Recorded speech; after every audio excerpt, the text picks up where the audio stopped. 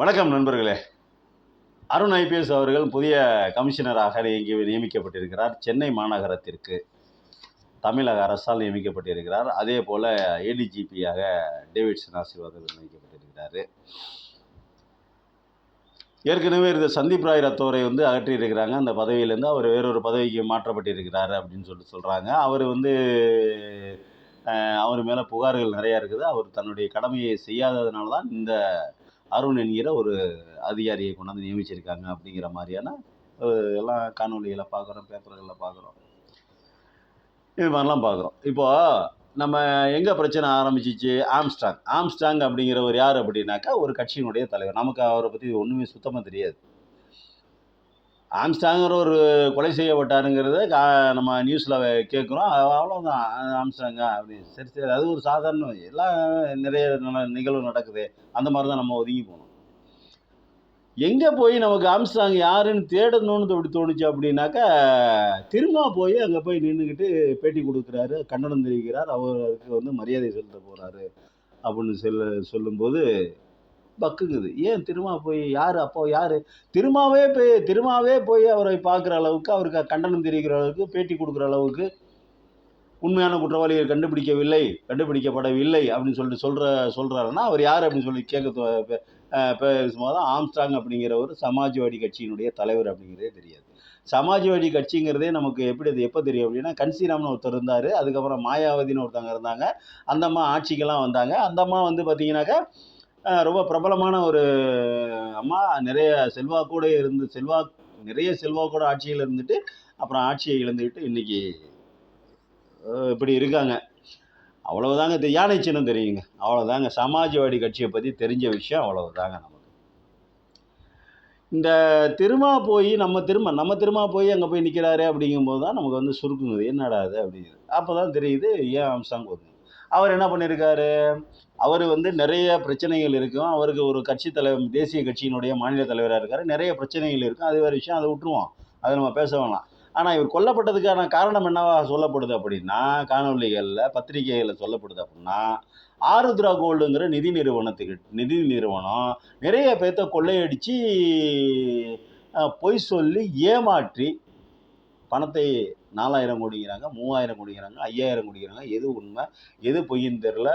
நம்ம ஒரு பிரபலமான பத்திரிகை ஆசிரியர் மூத்த பத்திரிகை ஆசிரியர் 10,000 கோடிங்கிறார். அவ்வளோ பணத்தை மக்கள்கிட்ட திருடி இருக்காங்க. 1000 கோடி ரூபாய் வைங்க. நம்ம ரொம்பலாம் பேச வேணாங்க, நம்ம ரொம்ப அதிகமாகலாம் நம்ம பேச வேணாம். 1000 கோடி ரூபாய் வைங்க. இந்த 1000 கோடி ரூபாய் பணம் மக்களிடமிருந்து திருடப்பட்ட பணம் தானே, ஊழல் மூலமாக சம்பாதிச்ச பணம் தானே, மக்களை ஏமாற்றி பொய் சொல்லி சீட்டிங் பண்ண பணம் தானே. அப்போது இது பிரச்சனைக்குரியதாக வருது. ஏமாற்றிட்டாங்கங்கிற பிரச்சனையாக வருது. அந்த பிரச்சனை வந்ததுக்கப்புறம் அவங்க போய் பிஜேபியினுடைய மாநில தலைவரை போய் பார்க்குறாங்க. அவர் அவர்களுக்கு அந்த கட்சியில் முக்கிய பொறுப்புகளை கொடுக்குறாரு அப்படிங்கிற மாதிரியான செய்திகளை நம்ம அப்போயே படித்தோம். ஆருத்ரா கோல்டு நிறுவன அவங்களுக்கு முதலாளிகளுக்காக நிறைய மாநில லெவலில் பொறுப்புகள் கொடுக்கப்படுது அப்படிங்கிற மாதிரி. சரி, ஏற்கனவே நிறைய நம்ம காணொலிகளை செய்திகளை படித்தது என்ன, நிறைய ரவுடிகளுக்கு, நிறைய அதாவது சட்டத்திற்கு புறம்பான காரியங்களை செய்பவர்களுக்கு பிஜேபியில் இடம் கொடுக்குறாங்க அப்படிங்கிற மாதிரி தான் நம்ம நிறைய படிக்கிறோம், பார்த்துருக்கோம். காணொலிகளையும் சரி பத்திரிகைகளையும் சரி பார்க்கணும். சரி, இது ஒரு பக்கத்து இருக்கட்டும். இப்போ ஆம்ஸ்ட்ராங் கொலைக்கும் பிஜேபிக்கு என்ன இது அப்படின்னா, இந்த ஆம்ஸ்ட்ராங்கு கிட்ட 10 பேரோ 20 பேரோ 5 பேரோ 2 பேரோ 50 பேரோ ஐயா நாங்கள் இந்த மாதிரி ஆருத்ரா கோல்டில் பணம் போட்டிருக்கோம், எங்களை ஏமாற்றிட்டாங்க, நீங்கள் எங்களை அந்த பணத்தை வாங்கி கொடுங்க அப்படின்னு கேட்குறாங்க. ஏன் இது என் பொண்ணு கல்யாணத்துக்காக போட்டது, இல்லை என் பையன் படிப்பு சேவைக்காக போட்டது, இல்லை என் பொண்ணுக்கோட கல்யாணத்துக்கு நகை எடுக்கிறதுக்காக சேர்த்து வச்ச பணம், ஐயா எல்லாத்தையும் சுற்றி ஓடி போயிட்டாங்க அப்படின்னு சொல்லும்போது, ஒரு மனிதன் அவன் நல்லவனா கெட்டவனா அப்படிங்கிறது இந்த உலகத்தில் யாரும் நல்லவனும் இல்லை, எவனும் கெட்டவனும் இல்லை. எல்லாத்துக்கும் 2 முகம் இருக்கிறது. அந்த 2 முகத்தை எந்த முகத்தை வெளிப்படுத்துகிறான் அப்படிங்கிறது அவனுடைய சந்தர்ப்ப சூழ்நிலையை பொறுத்து தான் அமையுது. அதான உண்மை. அது அப்படின்னு தான் நான் நினைக்கிறேன். இப்போ ஒரு மனுஷனுடைய அவனுடைய ஒரு முகத்தை வைத்துக்கொண்டு, இங்கே வாப்பா, அவன் நல்லவனா கெட்டவனா இருந்து போகிறான், அது வேறு விஷயங்க, அது நமக்கு தேவையில்லாதது.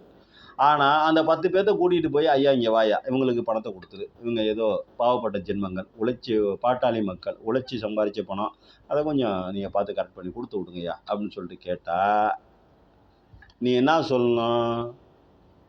அந்த பணத்தை கொடுக்கணும். கொடுக்கறதுக்குனால வாங்கினீங்க மூதேவிங்களா? அப்போ கொடுக்கணுமா இல்லை? அப்போ எவன் கேட்குறான்னு அவனை போய் கொன்னா அதுக்கு பேர் என்ன அர்த்தம்? அப்போது நீ என்ன சொல்ல வர? நாங்கள் பொய் சொல்லி ஏமாற்றுவோம், பொய் சொல்லி ஏமாற்றி பணத்தை திருடுவோம், நகைகளை கொள்ளையடிப்போம், மனிதர்களை சுரண்டுவோம், உழைக்கும் மக்களை ஏமாளிகளை ஏமாந்து போகிறவனை சுரண்டி சுரண்டி பணத்தை சம்பாதிப்போம் அப்படிங்கிற கருத்தை தானே நீ சொல்ல வர? அப்படி நாங்கள் சம்பாதிச்ச பணத்தை எவனாவது திருப்பி கேட்டால் நாங்கள் அவனை ஆளை வச்சு ரவுடிகளை வச்சு கொல்லுவோம், இதானே சொல்ல வர? இது எப்படியாப்பட்ட ஜனநாயகமான நாடு இது? இல்லை, ஒரு ஜனநாயக நாட்டில் மனிதன் சுதந்திரமாக வாழணும். சரி, அவன் ஏதோ பணத்தை கொண்டாந்து போட்டாங்கப்பா, ஒரு ஆசையில் போட்டாங்க. நீ ஏமாற்ற போகிறாங்கிறது நிறைய பேர்த்துக்கு தெரியும். நானே ஒரு சீட்டு கம்பெனியில் சீட்டு போட்டு என் நண்பர் காதர்னு ஒருத்தர், அவர் ரொம்ப நாளாக சீட்டு போட்டுருந்துருக்காரு போல் இருக்கு. எனக்கு பழக்கமானார். எனக்கு பழக்கமாகி அதுக்கப்புறம் இது மாதிரி போடுங்க, ஏதாவது தீபாவளி நேரத்தில் உங்களுக்கு ஏதாவது ஒரு பணம் வரும், 12,000 கட்டினா 2,000 சேர்த்து 14,000 தருவாங்க. என்னமோ அந்த 12,000 நம்ம போட்டு அது 2,000 சம்பாதிக்க முடியாத மாதிரியும், அது அந்நேரத்துக்கு ஏதோ ஒரு உதவியாக இருக்கும் அப்படின்னு ஒரு சின்ன ஆசையினால் போட்டாங்க. முதல் தடவை பணம் கொடுத்துட்டாங்க, 2வது தடவை ஏமாற்றிட்டாங்க. இதில் என்ன பிரச்சனை? முதல் தடவை போட்டது ஒரு சீட்டு, 2வது தடவை போட்டது 2 சீட்டு, ஏமாற்றிட்டாங்க. இன்னும் நமக்கு பணம் ஒரு சீட்டு பணம் வரவே இல்லை. அவ்வளோதான் இருக்காங்க, பதில் சொல்லிக்கிட்டே இருக்காங்க, தருவோம். நம்ம திருச்சியில் தான். இது மனிதனுக்கு ஒரு சின்ன ஆசை. சரி, அந்த பணத்தை வந்து ஏதோ வீட்டில் தானே வைக்க போகிறோம், அதுக்கு ஒரு 1000 ரூபாயை அது சேமித்து வீட்டில் தானே வைக்க போகிறோம், அந்த 1000 ரூபா அங்கே கொடுத்தா ஒரு 2,000 ரூபா சேர்த்து வருமே, வீட்டில் வச்சுருந்தா என்ன வருதுன்னு ஒரு ஆசையில் ஒரு மனிதனுடைய அது இயற்கையான ஒரு புத்தி தானே. அப்போ கொண்டாந்து பணத்தை போடுறான், நீ அதை வாங்கிக்கிட்டு சுரண்டிக்கிட்டு பொய் சொல்லி அவனை ஏமாற்றி பணத்தை பிடுங்கி வச்சுக்கிட்டு அதை கொடுத்துருன்னு யாராவது வந்து கேட்டால் உடனே நீ அவனை ஆளை வச்சு கொள்கிற அப்படின்னா இது என்ன மாதிரியான ஜனநாயகம்? இதை எப்படி நம்ம எடுத்துக்கிறது? மக்கள் இது எப்படி இனிமேல் புரிஞ்சுக்கணும் அப்படிங்கிற மாதிரியான ஒரு தெளிவான முடிவுக்கு நம்ம வரணும்ல. சரி, இது ஒரு பக்கம் இருக்கட்டும். இப்போ நீ பணம் கேட்டார், கொடுக்க முடியல, கொண்டு விட்டீங்க, ரைட்டு. கொடுக்க முடியாமல் இல்லை, கொடுக்கக்கூடாதுன்னு கொண்டு விட்டீங்க, அதானே கரெக்டு? சரி, இப்போது இதுக்கு அரசியல் பின்னணி எங்கன்னு போய் பார்த்தாக்கா கடைசியில் பார்த்தா பிஜேபியில் போய் நிற்கிது. பிஜேபி வந்து அண்ணாமலை அப்படிங்கிறவர் தான் வந்து இவர்களுக்கு அடைக்கலம் கொடுக்குறாரு. ஏற்கனவே சொன்ன பார்த்தீங்களா, இந்த பத்திரிகையில் வர செய்திகள், காணொலியில் வர செய்திகள்லாம் வந்து இந்த மாதிரி சட்டத்திற்கு புறம்பான காரியங்களை செய்பவர்களை எல்லாம் தன்னுடைய கட்சியில் கொண்டு வந்து இணைத்து கொண்டிருக்கிறார் அப்படின்னு. அதுக்கு முன்னாடி ஒரு சின்ன விஷயம், நானே முதல்ல மறந்து போகாமல் இருக்கணும். அதுக்கு முன்னாடி ஒரு சின்ன விஷயத்த சொல்லிடுறேன். திமுகவும் அதிமுகவும் வந்து 1942 எப்போ ஆரம்பித்தாருன்னு தெரியாது. சரி, திமுகவை அண்ணாதுரை திகாவை வந்து பெரியார் ஆரம்பிச்சதில்லை. முதல்ல வந்து நீதி கட்சியிலிருந்து பெரியாருடைய திராவிட கட்சியிலிருந்து அப்படியே திமுகவிலேருந்து அதிமுகவிலேருந்து நல்லா தாங்க போயிட்டு இருந்துச்சு. ரொம்ப எந்த பிரச்சனையும் இல்லாமல் கொஞ்ச நாளைக்கு நல்லா தான் போயிட்டு இருந்துச்சு. கிட்டத்தட்ட ஒரு 50 வருடங்களுக்கு மேலாக தமிழ்நாடு வந்து தன்னுடைய இயல்பை மாற்றி புது இயல்புக்கு மாறி ஒரு வல்லரசு மாநிலமாக, ஒரு வளர்ந்த மாநிலமாக, கல்வியறிவு பெற்ற மாநிலமாக, சமூக நீதியுடைய மாநிலமாக, பெண்களை மதிக்கும் மாநிலமாக, பெண்களுக்கு முன்னுரிமை கொடுக்கும் மாநிலமாக உயர்ந்து வளர்ந்து தலைந்து தளதளன்னு இருக்கிற காலகட்டத்தில் பிஜேபி ஏற்கனவே நம்ம ஊரில் இருக்குது. அவங்களும் ரொம்ப நாளாக இருக்காங்க, நம்ம ஊரில் இருக்காங்க. ஆனால் தடம் தெரியாமல் இருந்தாங்க. இந்த அண்ணாமலை அப்படிங்கிற நபர் வந்ததுக்கப்புறம் தேவையில்லாத புகைச்சல், தேவையில்லாத வம்பு, தேவையில்லாத சண்டை. அதாவது நீ வளர்ந்து நீ வந்து என்ன பண்ணணும், வளரணும். நீ வளரணும்னா நீ நல்லது செய்யணும். நீ மக்களுக்கு நல்லது செஞ்சு நல்ல பேர் வாங்கி, இப்போது திமுக எப்படி வளர்ந்துச்சுன்னா அது ஒரு வரலாறு இருக்குது. பேச்சு திறமை, சொன்ன மாதிரி செய்யக்கூடிய வல்லமை, அந்த குணம், இது திமுகவினுடைய இயல்பு.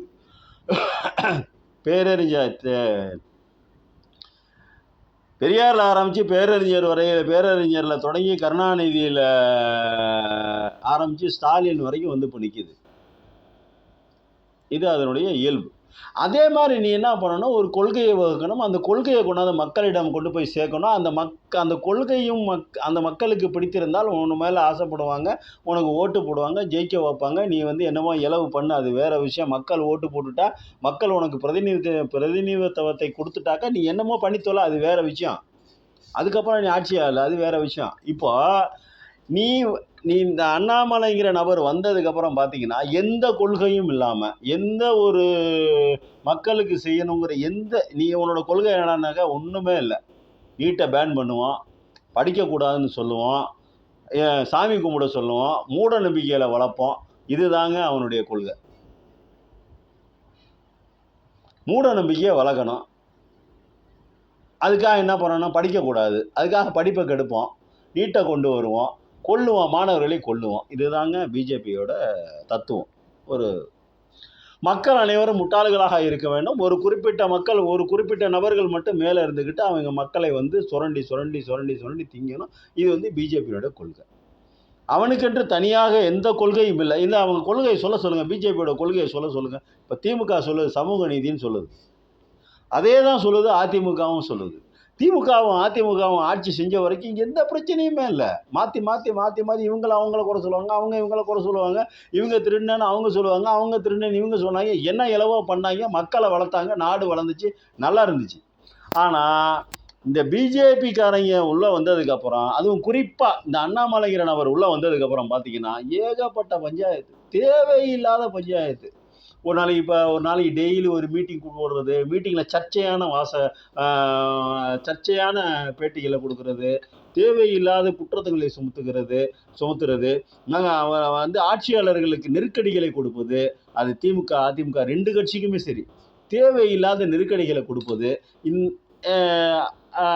அவர்களுடைய வேலையை செய்ய விடாமல் அவர்களுடைய மன அழுத்தத்தை கொடுப்பது. இந்த மாதிரி விஷயங்களை தாங்க இந்த அண்ணாமலை அப்படிங்கிற நபர் வந்ததுக்கப்புறம் இந்த மாதிரி தான் நடக்குது. இப்போ உங்ககிட்ட ஒரு ஆருத்ரா கோல்டு கம்பெனிக்காரன் வரான், நீ அடைக்கலம் கொடுத்துருக்குற, மாநில லெவலில் பொறுப்பு கொடுத்துருக்கேன்னு சொல்கிறாங்க. அது எல்லாருமே சொல்கிறாங்க. இதெல்லாம் மறுத்திருக்கியா நீ? எனக்கும் ஆருத்ரா கோல்டுக்கும் சம்மந்தம் இல்லைன்னு மறுத்திருக்கியா? எனக்கும் ஆர்கே சுரேஷுக்கும் எந்த விதமான சம்மந்தம் இல்லைன்னு மறுத்திருக்கியா? இல்லை. அவங்க எல்லாம் உங்கள் கட்சியில் இருக்காங்க. அவங்க எல்லாம் ஆண்ட பரம்பரை, அந்த பரம்பரை, இந்த பரம்பரைன்னு பேசிக்கிட்டு நாட்டை கொள்ளையை விட்டுட்டு துபாய் எங்கேருந்து வெளிநாட்டில் போய் சுற்றிக்கிட்டு இருக்காங்க. ரைட்டு விடுங்க, 50 கோடி ரூபா வாங்கிட்டு வெளிநாட்டுக்கு ஓட்டி போயிட்டான் அப்படிங்கிற மாதிரியே ஓப்பனாகவே பேசுகிறாங்க காணொலிகளை. நமக்கு அதெல்லாம் அந்த மாதிரி ஆதாரங்கள்லாம் நம்மள்ட்ட இல்லை, அதெல்லாம் நம்ம பேசக்கூடாது. ஆனால் காணொலிகளை வர்றதான் நம்ம பேசுகிறோம். நீ வந்து அவங்களுக்கு ஆதரவு கொடுத்துருக்கேன்னு சொல்கிறாங்க. அப்போ ஆதரவு கொடுக்கும்போது நீ என்ன பண்ணணும், இங்கே வா, ஏதாவது ஒரு நல்ல காரியம் பண்ணியிருக்கியா? எந்த நல்ல காரியமும் பண்ணல, ஒரு வெங்காயமும் பண்ணல. மக்கள்கிட்ட இருந்து சுரண்டி இருக்கிற, அவங்கள்ட்ட போய் சொல்லி ஏமாற்றி சீட்டிங் பண்ணி சம்பாரித்து வச்சிருக்கிற, அந்த பணத்தை திருப்பி ஒரு ஒரு ஒரு 20% தின்னு தொலை, ஒரு 80% கூப்பிட்டு எல்லாத்துக்கும் கொடுத்துரு. 20%ஆவே ஒரு 100 கோடி 200 கோடி வந்துடும் இல்லையா? அப்போ அந்த பாக்கி பணத்தை அந்த பணத்தை வச்சுட்டு நீ வாங்குங்க. உன் பார்ட்னருக்கெல்லாம் ஆளு கொஞ்சம் பிரித்து எடுத்துக்கிட்டு, ஆளுக்கு 10 கோடி 20 கோடியை பிரித்து எடுத்துக்கிட்டு போங்க. பாக்கி பணத்தையும் அந்த பையன் மக்களுக்கு கொடுத்துருங்க. அவங்க பாட்டு செவனேன்னு அவன் பொழப்பா பார்ப்பான் அப்படின்னு சொல்லணுமா இல்லை? ஏண்டா, பணம் நீ வந்து சுரண்டி சம்பாரிச்சிக்கிற, நீ என்கிட்ட வந்து இந்த மாதிரி சொல்கிறியா? நீ வெளியே போடா இருந்துச்சுன்னு சொல்ல, நீ விரட்டணுமா இல்லையா? அதை விட்டு நீ என்ன வேணாலும் பண்ணலாம், நீ என் கூட வந்துரு, எனக்கு மட்டும் பணத்தை கொடுத்துரு அப்படின்னு சொல்லிட்டு வாங்கிக்கிட்டு, நீ அவனை ஒரு முள்ள மாதிரியா, ஒரு முடிச்சவிக்க, ஒரு ஃப்ராடுக்காரனை சுரண்டி பித்தலாட்டம் பண்ணி சம்பாரிச்சவனை கூட்டு கொண்டு வந்து கூட வச்சிருக்கிய. உண்மையா பொய்யா? அப்போ அது உண்மைனாக்கா நீ எவ்வளோ பெரிய குற்றவாளி? நீ முதல்ல தமிழ்நாட்டு எல்லைக்குள்ளே நீ வாழலாமா, இருக்கலாமா முதல்ல? நீ ஏண்டா, நீ தேசிய கட்சியோட மாநில தலைவராரு, நீ வந்து மானங்கட்ட தலைவராரு, இல்லை நீ பிரதமர் மோடியாவே இரு, எனக்கு அவசியம் இல்லை. நியாயம்னு ஒன்று இருக்குல்ல. பணம் போட்டவங்களுக்கு பணத்தை கொடுக்க சொல்லணும் தானே நீ ஒரு மாநில கட்சியோடைய தேசிய கட்சியோடைய மாநில தலைவர். நீ அவன் தானே நல்ல அரசியல்வாதி. இங்கே வாடாங்க. இதே காமராஜர் என்ன பண்ணியிருப்பார்? பேரறிஞர் என்ன பண்ணியிருப்பார்? கேட்பாயில பணத்தை பிரித்து கொடுறா, தூக்கிலன்னா சாவடிச்சுக்கணும். நீ அவ்வளோதான், நீ வெளியே வர முடியாது. நீ உன்னை கொன்று இழுத்துருவான். சொல்லியிருப்பாங்களா சொல்ல மாட்டாங்களா? காமராஜர் சொல்லியிருப்பார்ல. பெரியார்கிட்ட போய் இந்த பேச்செல்லாம் பேசவே முடியாது. பெரியார் அங்கே ஒரு 1/2 கிலோமீட்டர் தூரத்தில் பார்த்தோம், இங்கே ஒன்று கட்சி ஓடி போயிடுவாங்க தப்பு பண்ணுறவன்லாம். கலைஞர்கிட்ட போய் இந்த மாதிரிலாம் பேச முடியுமா? என்னைய காப்பாற்றி விடுங்க அப்படின்னு சொல்லிட்டு. பேரறிஞர் அண்ணாதுரைகிட்ட போய் இந்த மாதிரிலாம், ஐயா அது மாதிரி பண்ணிட்டேன், உங்களுக்கு நான் ஒரு ஒரு ஒரு 50 ரூபா தரேன், என்னை கொஞ்சம் காப்பாற்றி விடுங்கன்னு சொல்ல முடியுமா? வெளுத்து எடுத்துருப்பாரு. ஆனால் நீ வந்து என்ன பண்ணியிருக்கிற? அப்போ நீ வந்து முடிச்ச வைக்கி தானே, நீ மொல்ல மாதிரி தானே, நீயும் ஒரு திருடன் தானே. திருடுகிறவனை விட திருட்டுக்கு துணை போகிறவன் தானே பெரிய குற்றவாளி. அவன் துணை இல்லைன்னா அவன் திருடியே இருக்க முடியாதுல்ல. அப்போ நீ எவ்வளோ பெரிய குற்றவாளி? அப்போ நீ எப்படி ஒரு தேசிய கட்சியினுடைய மாநில தலைவராக இருக்கிறதுக்கு என்ன யோகியதை உனக்கு இருக்குது? ஏதாவது ஒரு சின்னதாக ஒரு யோகியதை. எல்லா விஷயங்களையும் தலையிடுறது, அரசினுடைய எல்லா விஷயங்களையும் தலையிடுறது, தேவையில்லாத பிரச்சனையை கிளப்புறது. மைக்கேல்பட்டிங்கிற ஒரு ஊரில் போய் தேவையில்லாத பிரச்சனையை கிளப்புனது அண்ணாமலை தானே. மதமாற்றம் பண்ணுறாங்க. எங்கடா மதமாற்றம் பண்ணுறாங்க? யாருடா நீங்களாம்? எந்த ஊர்லேருந்துடா வரீங்க? உங்களுக்கும் இந்த ஊருக்கும் இந்த மண்ணுக்கு ஏதாவது சம்மந்தம் இருக்காடா? ஏன்டா எங்கள் பாவத்தை வந்து ஊற்றிக்கிறீங்க? நாங்கள் பாட்டு நிம்மதியாக தான்டா வாழ்ந்துட்டு இருக்கோம் 50 வருஷமா. ஏதோ எங்களுக்குள்ள அதிமுக 2 பேர் அடிச்சுக்கிட்டாங்க, சேர்ந்துக்கிட்டாங்க, கொள்ளையடிச்சாங்க, திருடினாங்க, என்னமோ பண்ணாங்க. மக்களை நல்லபடியாக தானே பார்த்துக்கிட்டு இருந்தாங்க.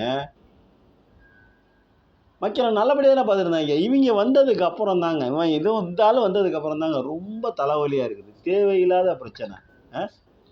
திமுக ஆட்சிக்கு வரும்போதெல்லாம் கள்ளச்சாராயத்தில் சாவு. இதை ஏன்னு ஸ்டாலின்னு கேட்க மாட்டேங்கிறாரு, கண்டுபிடிக்கவும் மாட்டேங்கிறாரு. கருணாநிதி இருக்கும்போது ஒரு தடவை, இவர் ஸ்டாலின் இருக்கும்போது 2 தடவை. எதுக்குடா இவ்வளோ பேர் சாகுறாங்க? என்னடா காரணம்? அது ஆதி எங்கே, அந்தம் எங்கே, யாரு காரணம் தெரியாது. காலங்காலமாக கல்வராயன் மலையில் வந்து காலங்காலமாக காய்ச்சிறாங்க, 40 வருஷமா 50 வருஷமா காய்ச்சிறாங்க, கள்ளச்சாராயம் காய்ச்சிட்டு இருக்காங்கன்னு சொன்னாங்க. கரெக்டாக நான் 2 நாளைக்கு முன்னாடி சட்டசபை கூடுவதற்கு 1 நாளைக்கு முன்னாடி கரெக்டாக கள்ளச்சாராய சாவு, 65 பேர் காலி. இது எப்படா சாத்தியம் அப்படின்னா, இது எல்லாத்துக்கும் ஒரு பின்புலம் இருக்குது அப்படின்னு தான் நான் நினைக்கிறேன். ஒரு பின்னணி இருக்குது. கரெக்டாக திமுகவை ஒழிப்பதற்கு, திமுக மேலே மக்களுக்கு கெட்ட பெயரை உண்டு பண்ணுவதற்கு திமுக டயர்டாக இருக்கடா, உன்னை பேச முடியலடா கருமால. உங்களுக்கு ஏன்டா இந்த பின்னாடி இந்த நாதாரித்தனமான வேலை எதுக்கு உங்களுக்கு? அரசியல் கட்சி ஆரம்பிக்கிற நீ வந்து நாட்டு மக்களை ஆளணும்னு நினைக்கிறேன்னா நல்லது செஞ்சுட்டு ஆண்டுட்டு போய் தொலைங்கடா. இல்லை சனியை பிடிச்சவங்களா? ஏன்டா எங்கள் ஊரில் வந்து எங்கள் பாவத்தை ஏன்டா வாங்குறீங்க? அதே மாதிரி அரசு அதிகாரிங்க, ஒரு அரசு அதிகாரி ஒரு உயர்மட்ட அதிகாரிக்கு வீடு கொடுத்து, கார் கொடுத்து, அலவன்ஸ் கொடுத்து, மாதம் லட்சக்கணக்கில் சம்பளத்தை கொடுத்து, மக்களுக்கு இந்த பொறுப்பில் உட்காந்துக்கிட்டு மக்களுக்கு நல்லது செய்ய அப்படின்னு சொல்லிட்டு உட்கார வச்சா, இவங்க குற்றவாளிகளோட சேர்ந்து கும்மாளம் அடிக்கிறது. அப்புறம் எதுக்கு அந்த சம்பளம்? யார் பணத்தில் சம்பளம் வாங்குற? மக்களுடைய பணத்தில் தானே சம்பளம் வாங்குற. தமிழ்நாடு அரசு தானே சம்பளம் கொடுக்குது. தமிழ்நாடு அரசு எந்த பணத்தை எடுத்து சம்பளமாக கொடுக்குது? மக்களினுடைய வரி பணத்தை. ஏழை மக்கள்லேருந்து பணக்காரன் வரைக்கும் அத்தனை பேர் கட்டுற வரி காசுலேருந்து அந்த சம்பளத்தில் தானே நீ வந்து அந்த பணத்தை தானே நம்ம தமிழ்நாடு அரசு உனக்கு எடுத்து கொடுக்குது. அப்போ ஒரு மாநிலத்தின் முதல்வர் ஒரு நாட்டினுடைய அரசன் என்ன நினைக்கிறான்? அவன் நினைக்கிறத, அவன் மக்களுக்கு என்ன செய்யணும்னு நினைக்கிறத அமல்படுத்துவது தானே அதிகாரிங்க. அதை விட்டு குற்றவாளிகளோட சேர்ந்துட்டு கும்மி அடிக்கிறது, குற்றவாளிகளை கண்டு கொள்ளாமல் இருப்பது, இதெல்லாம் வந்து என்ன மாதிரியான வேலை? இது இந்த வேலை பார்க்குறதுக்கு வேறு வேலை பார்த்துட்டு போயிடலாம் இல்லை? சம்பளத்தையும் வாங்கிட்டு தன்னுடைய கடமையும் நிறைவேற்றாமல் இருப்பதற்கு பதிலுக்கு அதுக்கு பேர் என்ன பேர் சொல்லி திட்டலான்னு சொல்லுங்கள் நீங்களே. எனக்கு கெட்ட வார்த்தையாக வருது. இந்த நாட்டினுடைய சட்டம் ஒழுங்கை காப்பாற்றுங்க. ஏன்னா அதை விட்டு உளவுத்துறை போய் அவங்கள்ட்ட போய் சொல்லியிருக்குதான். யார்கிட்ட போய் சொல்லியிருக்குது? ஏய், உனக்கு இது மாதிரி ஆபத்து இருக்குது, உன்னை காப்பாற்றிக்க. மற்றபடி எங்களுக்கு ஒன்றும் தெரியாது. அப்புறம் எதுக்கு நீ உளவுத்துறை? அப்புறம் எதுக்கு காவல்துறை? ஒரு அரசியல் கட்சியின் பிரபலமான தலைவன், அவனுக்கு பாதுகாப்பு குறைபாடுகள் இருக்குது. பாதுகாப்பு அதை விட்டுருவோம். அவருக்கு உயிருக்கு அச்சுறுத்தல் இருக்குது, ஆபத்து இருக்குது. அதை நீ போய் அவங்ககிட்ட சொல்கிற, இங்கே வாப்பா தம்பி, உனக்கு இது மாதிரி பிரச்சனைகள் இருக்குது, உன்னை காப்பாற்றிக்க அப்படின்னு சொன்னதை விட்டுட்டு அவர் உதாசீனப்படுத்துகிற பட்சத்தில் அவருக்கு உயிருக்குள்ளான ஆபத்தை உதாசீனப்படுத்தி உதறி தள்ளுகிற பட்சத்தில் ஒரு அரசு துறை, காவல்துறை, மக்களை காக்கிற காவல்துறை அப்போ அவருக்கு தெரியாமல் அவரை கண்காணிக்கணுமா இல்லையா?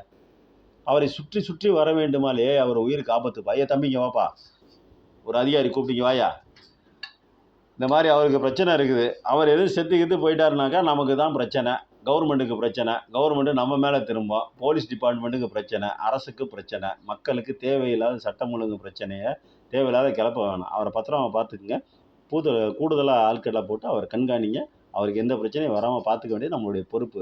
சொல்லணுமா இல்லையா? அப்போ சொல்லலைன்னா உனக்கு எதுக்கு அந்த பதவி?